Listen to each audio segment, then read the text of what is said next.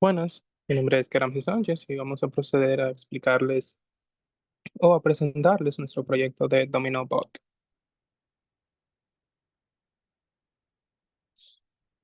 Lo primero es, ¿qué es el dominó? ¿Cómo se juega? Básicamente es un juego de estrategia para 2 a 4 jugadores compuesto por 28 fichas. Cada ficha está dividida en dos partes, con valores que van desde el 0 hasta el 6 puntos. Cada jugador al iniciar la partida recibe 7 fichas. La partida comienza colocando doble 6 o 6 6 en el centro de la mesa. Por cada turno, los jugadores deben unir una de sus fichas con uno de los extremos disponibles que tenga el mismo número. El objetivo es ser el primer jugador o pareja en quedarse sin fichas. Las reglas es que se juega por turnos alternos. Solo se puede colocar una ficha si uno de los lados coincide con el número de uno de los extremos de la jugada. Para mayor referencia, pueden ver la imagen que está a la izquierda en la parte inferior. Las fichas dobles, como el doble 6 o el doble 3, se suelen colocarse de forma transversal. Si un jugador no tiene una ficha que pueda colocar, este debe pasar. Y, como comentamos, la cadena de fichas puede continuar por cualquiera de sus dos extremos, ya sea hacia arriba o hacia abajo.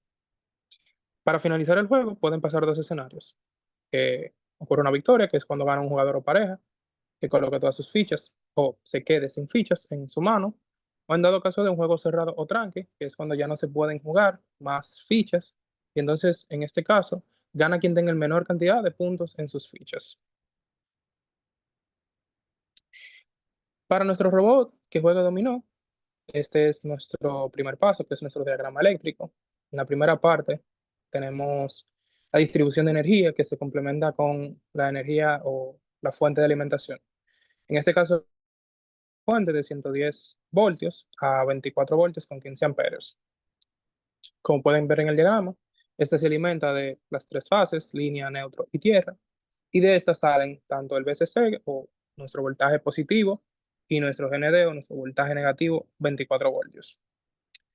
Contamos con dos regletas, que son la regleta 1 y 2, que son ambas de ground. Ahí tenemos el ground común, que es el que vendría para alimentar al Arduino y por tanto conectar el ground del Arduino, el ground de la fuente y de nuestros demás componentes. Tenemos el ground del servo, los diferentes limit switches que tenemos y los motores o los drivers que manejan a los motores en este caso. Y luego entonces nuestra segunda regleta, solamente alimentamos los 24 voltios que llegan desde el Arduino para distribuirlo y el VCC o voltaje positivo que alimenta a cada uno de los drivers, en este caso tres, porque estaremos usando tres motores. Nuestros drivers o los controladores del motor, en este caso serían tres drivers TB6600 para manejar nuestros steppers. Estos se alimentan simplemente de tres partes, que son la parte de power o la parte de potencia, que es de donde sacamos el VCC y el ground de esta nuestra justamente distribución de energía. Segunda fase, que es el motor, son las cuatro fases que alimentan tanto bobina A positivo y negativo y bobina B positivo y negativo. Y entonces la parte de señales, que es donde tenemos los pull y los div.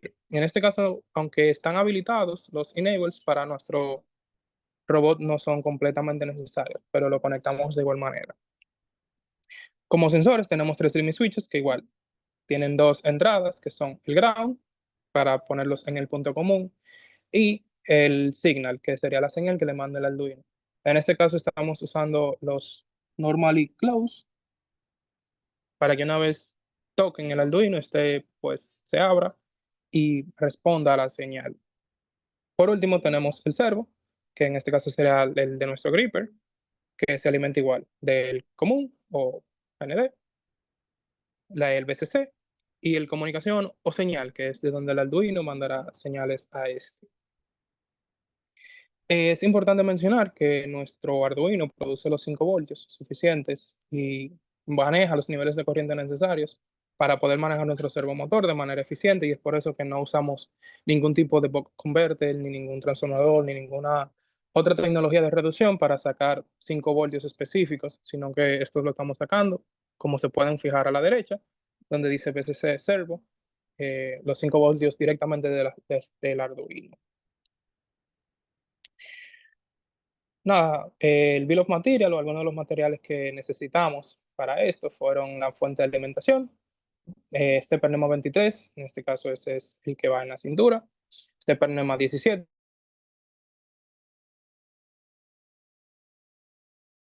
precisamente tiene esta transmisión para poder, con todo el peso de los componentes que siguen hacia arriba, y poder manejarlos sin necesidad de forzarlo demasiado. Y por último, un Stepernema 17 que ya manejaría entonces lo que sería el codo. Tenemos los drivers TB6600, 3 unidades, una para cada motor, 3 limit switches, Arduino Mega, el Arduino Mega Chill, que es para poder colocar las conexiones de manera más eficiente, terminal block o las borneras de 12 posiciones, las dos de ground y la tercera de BCC o de los 24 voltios, el servo MG996, los acoples metálicos o bridas de 8 milímetros, paquetes de 4 y chumaceras de 8 milímetros. Esto nos da un total aproximado de 20.900 pesos, entre otros componentes un poco difíciles de calcular, ya que tendríamos la impresión 3D de algunos de nuestros componentes, tendríamos también la parte de madera en MDF que trabajamos, pero esto puede variar mucho a decisión y a precios de ese momento. Pero esto es para que nos hagamos una idea de cuánto más o menos nos rondó en el proyecto. Nada, aquí pueden ver el diseño, como les comenté anteriormente. Hay unas partes que son impresiones 3D y otras partes que son cortes de madera diseñados. Principalmente la impresión 3D está en el cuerpo del robot, todo lo que es la base, todo lo que es, todo lo que es acá, como pueden ver, toda esta base que vendría siendo nuestra cintura, nuestro hombro y los eslabones, nuestro gripper aquí abajo, todos los actuadores, como estos piñones del codo o los piñones de la cintura, fueron impresos en 3D. Y sin embargo, todo lo que fue las tapas, el área de trabajo, como pueden ver aquí, el cajón donde guardamos todos nuestros componentes y la base del mismo robot, que lo hicimos de manera modular para su fácil instalación y reparación en dado caso, no lo hicimos completamente atornillado al cuerpo. Toda esta parte se hizo en madera MDF.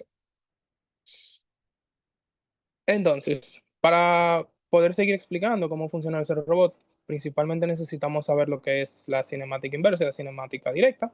Entonces, en este caso, sacamos los fragmentos del código en donde hicimos los cálculos. Primero lo que definimos fue L1, L2 y L3, que vendrían siendo la distancia de nuestros eslabones. L1 son 10 centímetros, L2 son 18.6 centímetros y L3 son 11.7.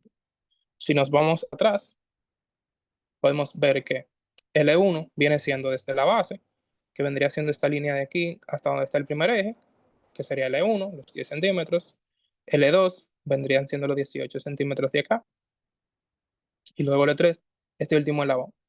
Recordemos que esa distancia no se miden hasta aquí arriba, sino que se miden entre eje y eje. Entonces, nada, eso es lo primero que tenemos. Luego, entonces, definimos tanto Qmin como Qmax, que vendrían siendo los ángulos máximos que puede moverse nuestro robot. En este caso tenemos 180, 90 y 115, respectivamente para cada uno de los eslabones. La cinemática directa lo que hace primero es calcular la posición de la muñeca, en este caso, a partir de los ángulos del motor. Entonces lo que dijimos fue, primero calculamos AR, que vendría siendo el radio en donde giraría nuestro motor, y luego los puntos X, Y y Z, que X y Y parten desde, como pueden ver en la fórmula acá, desde R, porque lo que hace nuestra cinemática es, una vez conseguimos el radio o el punto donde va a caer nuestra muñeca, los mismos cálculos te dicen qué tanto tienen que moverse entre X y Y, viéndolo desde un plano superior, para poder llegar a ese punto. Y entonces ya Z se basaría en la sumatoria de los tres eslabones con sus respectivos ángulos, como pueden ver en la fórmula. Luego, para pasar a la cinemática inversa, lo que hacemos es usar los ángulos para poder usar los puntos para poder encontrar los ángulos.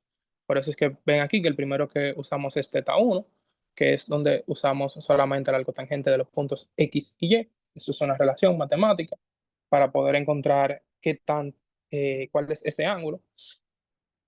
Luego entonces definimos otra vez R, que vendría siendo eh, la raíz cuadrada del punto X elevado al cuadrado y punto Y elevado al cuadrado. Para el punto Z, vemos una fórmula interesante que es el punto Z menos L1. Esto se debe a que como no estamos contemplando que nuestro robot trabaje al mismo nivel del eje, sino que el eje está hacia arriba, para que él pueda contemplar esa distancia, que como pueden ver aquí otra vez a la izquierda, son 10. Entonces a PZ se le restan esos 10 para poder llevar a Z hasta el mismo nivel del plano X y Y. Y entonces con esos valores ya tenemos al coseno de teta 3. Como pueden ver su fórmula acá en la pantalla. Buscamos teta 3 primero que 2, ya que como nos quedan tanto teta 2 como teta 3 en ecuaciones, lo que hacemos es que despejamos una y encontramos una en base a la otra. En este caso buscamos teta 3 primero, que simplemente necesitamos R y Z, por eso los buscamos anteriormente. Y entonces en la segunda imagen, como pueden ver aquí abajo, teta 2 lo encontramos relacionando A y B, que no son más que la relación de los eslabones con teta 3. Como les comenté anteriormente, lo que hicimos fue despejar una en base a la otra. Eso es un cálculo un poquito más complejo, que no vamos a abundar necesariamente en este video, pero podemos verlo más adelante. Luego entonces encontramos teta 2 como último, y ya entonces tendríamos los tres ángulos. Tenemos teta 1, teta 2 y teta 3. El funcionamiento del robot empieza. No lo voy a poner el código completo, ya que es un poco extenso, pero pude sacar los primeros, o lo que yo considero que eran las partes más importantes. Y es que primero encontrar el mejor camino. En esta fase, el robot lo que hace es comparar, ya sea con los Q-min y los Q-max, como mencionamos al principio, son los ángulos que tenemos de límite, y encuentra los valores, empieza a hacer cálculos, iteraciones en paso grueso, 5. O sea, eso lo que quiere decir es que el robot va aumentando 5 grados de manera, un paso grueso entre los ángulos que él tiene definidos como sus límites, y va haciendo iteraciones entre las posibles combinaciones para encontrar el punto al que se le mandó. Es por eso que ven que ustedes dicen, vemos aquí, que tanto tiene score y el error. Eso básicamente lo que dijimos es que él le va añadiendo un score, un puntaje a cada una de esas combinaciones, y se queda con esa mejor combinación en donde ya él tenga que coger menos pasos o menos ángulos, menos movimientos bruscos para llegar a ese punto, pero también tomando en cuenta la precisión, el error, que es otra variable que ven en la pantalla, para llegar a ese punto. Entonces, básicamente eso es lo que hace esta parte del código. Luego, entonces, aquí en la derecha, en la izquierda, perdón. Luego en la derecha lo que podemos ver es que esos mismos pasos que él encontró los afina, por eso ven que los pasos gruesos los divide entre dos, para afinarlos un poquito más y entonces mandarlos a moverse de una manera más fluida. Pero sigue haciendo el mismo proceso de estos mismos scores, esos mismos puntajes de esas combinaciones, las sigue evaluando, ya sea tanto en máximo como en mínimo, y entonces nos consigue el punto objetivo, que es lo que nos quedamos hasta el final. Podemos ver que el error best vendría siendo nuestro mejor punto, menos el punto objetivo. Idealmente esos nos deberían dar un valor igual para que nuestro punto objetivo sea la mejor combinación, o que la mejor combinación se acerque a nuestro punto objetivo. Nada, como juega dominó, lo que hicimos fue que precisamente esos cálculos de coordenadas las guardamos, hicimos el dibujo de la matriz. Esta matriz que se ve aquí a la derecha son las matrices del rack y la mesa, que es donde él tiene las 7 fichas del dominó, como podremos ver más adelante. Así él reconoce dónde tiene cada ficha, y en la parte de la izquierda lo que podemos ver son las 28 posiciones. Si recordamos al inicio, conversamos que el dominó se juega con 28 fichas. Entonces, en el mejor escenario donde se juegan las 28 fichas, lo mejor es que el robot conozca las 28 posiciones en donde pueden caer esas 28 fichas y las guarde. Entonces, aplicando los principios que vimos de cinemática directa e inversa para poder encontrar los puntos y los ángulos, él lo que hace es que entiende dónde está ubicada cada ficha, cuáles fichas él tiene, y en base a eso va moviendo esas fichas, dependiendo, siguiendo la regla del dominó, de tener que ver que tenga el mismo número, que se puedan jugar tanto arriba como abajo. eh, entonces pueda colocar dentro de su matriz, de donde él reconoce las fichas que él tiene, en un punto del tablero en este caso, como pueden ver en la izquierda. Nada, lo que hicimos fue también crear un HMI, el cual no vamos a abundar en su código, pero tiene 3 puntos interesantes. El primero es este de aquí abajo, que es donde le cargamos al robot cuáles fichas él tiene. Es importante seguir el mismo orden porque él entonces guarda la posición, o sea, él sabe dónde está la ficha uno. Si vamos un poquito atrás, vemos que en su matriz de puntos él sabe cuál es uno, cuál es 2, cuál es 3, y así sucesivamente. Entonces, así mismo deberemos guardar las fichas que él tiene. Lo segundo es esta parte de aquí de la derecha, en donde, aparte del robot, se dice cuál jugador inició, en dado caso que no es el robot que inicie. Jugador 2, jugador 3, jugador 4. ¿Y qué ficha puso? Nosotros mismos seleccionamos por comunicación serial. Todo esto se está mandando por comunicación serial. ¿Qué ficha jugó? ¿Quién la jugó? ¿Y en qué extremo la jugó? Ya sea arriba o abajo. Y en dado caso de que un jugador pase, también tenemos la opción para que el robot vaya guardando sus jugadas y sus coordenadas como tal. Entonces, vamos a presentarle un pequeño video de cómo se ve el robot trabajando junto al HMI. Acá arriba donde dice tablero de dominó vacío es porque el juego no había empezado. Una vez el juego empiece, aquí se van a ir viendo las fichas para que visualmente tengamos mayor percepción de lo que está pasando en el área de trabajo del robot.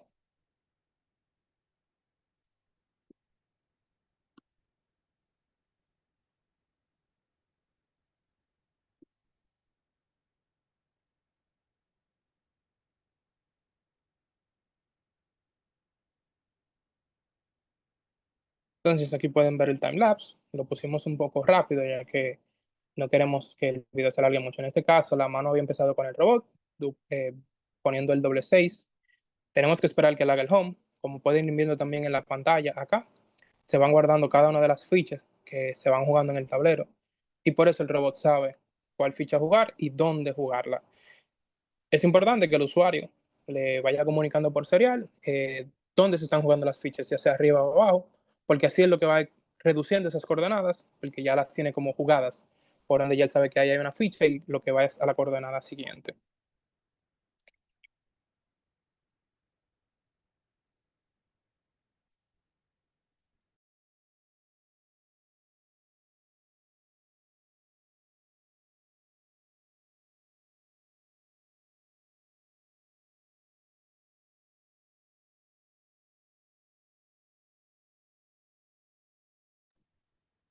Y nada, esta última imagen que les presento fue precisamente de esa partida, de cómo terminó.